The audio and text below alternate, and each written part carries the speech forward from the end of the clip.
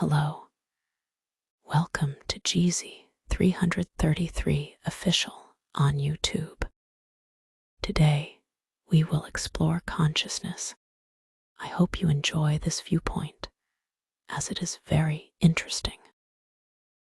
Anyway, with that said, let's get right into it, man. Much love, Jeezy 333. Consciousness. Now, we all know what consciousness is. We experience it every day. But on reflection, we tend to underestimate on occasion the pervasiveness of this idea. Nothing ever happens in your life unless it happens in consciousness. You may have unconscious processes that keep you alive, like your heartbeat, hormonal regulation, diurnal rhythm, sleep-wake cycle that you cannot control at times. But what we call consciousness, the experience of yourself and your life and the world, only takes place in this window that we label as consciousness. Not surprisingly then, theories have been developed as to how consciousness works. In our chapter 3, we wrestle with these ideas and we come to a conclusion that consciousness can be explained in a series of evolutionary events, not invoking any special sauce or ingredient, nothing panpsychic or mystical, but rather a straightforward evolutionary algorithm which explains the occurrence of consciousness and also why it appears so ephemeral and difficult to understand. There's a belief among many neuroscientists, as well as in lay people as well, that there is a explanatory gap, that consciousness possibly cannot ever be explained. We may be able to explain sensory processing with some sense of completeness, auditory processing, perhaps some other cognitive tasks, but the quality, the redness of the rose, the sonorities of a Beethoven quartet, the feeling of emerging love, never ever can be explained in biological or physiological or material terms. So that is the famous explanatory gap. Recently, a survey was published on the existing, currently researched or promulgated theories of consciousness. And I was stunned. I knew quite a few of them, but this is like exceeding a number 100 of various theories that are being promulgated. The range is incredible. It goes from very straightforward biological accounts, which I will give you one in a minute or so, and esoteric theories of panpsychism, whereby elementary particles partake in some kind of minimal consciousness, and when you put enough of them together, you wind up with a conscious human brain, and other bizarre kind of statements to kind of explain this explanatory gap and arrive at a theory of consciousness. Now, if you have a phenomenon to explain and you have 100 plus theories, you are essentially in an epistemic swampland. It means that the definitions might be unclear, the thinking is basically unsound, and competing and motivated forms of reasoning may play a role in yielding this proliferation of theories and ideas. In the show notes to this brief video, I give you the reference and also the list of theories of consciousness as they are currently being proposed. Let me give you, as we do in chapter 3 in our book, a clear, very short, evolutionary algorithm of consciousness. Step 1. It is important for a cell or an organism to be able to sense data from the world. So let's say you develop an area on the cell surface which is sensitive to light.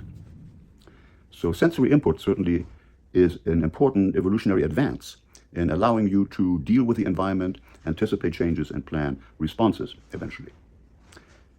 Now, in addition to just perceiving, you want to also perceive with some precision, and you want to dampen other senses or sensory influences if you want to focus on one specific aspect of, let's say, the visual system or the light that's coming in.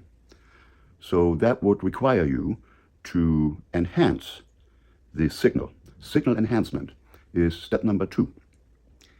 Identifying a signal and enhancing it to better assess its relevance and salience for yourself. Step number 3.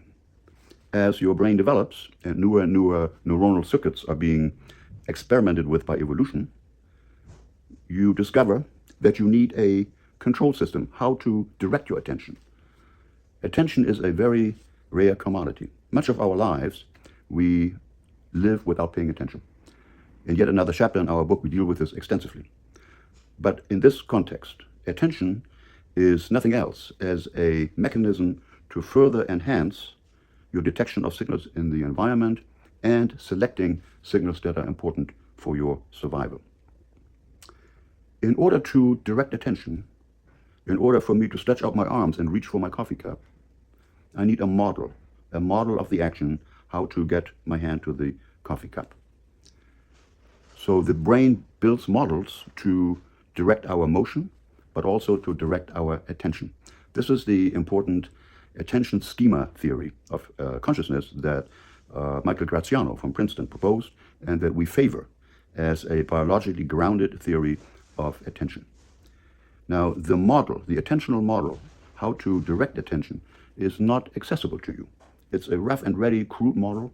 It doesn't have to be very detailed, just good enough to figure out how to divert attention from one object to another and how to plan the sequence of attentional blinks by which you interact with your environment. So far, everything is all evolutionarily determined. Detect the signal, enhance the signal, direct attention towards the signal. The mystery of consciousness is based on the fact that the model of attention, of directing attention, is inaccessible, and we experience that as a funny, ephemeral feeling of something going on that we can't quite put our finger on. The other part that is also biologically understandable is the idea of precision. We want to determine what in the world is important and what to assign credence to, which signals have credibility, which signals constitute news that is useful to us in the environment. And that has to do with the predictive processing framework. The idea of precision in detecting a signal overlaps to a large extent with the notion of attention. In fact, we can define attention as that mechanism in the brain which determines the precision or the precision we assign to a perceived signal. We already did a video on this particular aspect of the predictive processing framework. Now, this brief video will not do justice to all the details and to the sweep of thought that we present in chapter 3 of our book. So please go ahead, review the show notes, and also find our book in Amazon Kindle edition. 2 visits to Starbucks with a specialty coffee charge will cover your expenses for this book, on which we have worked a number of years to present this content to you. Happy reading, and thanks for your attention.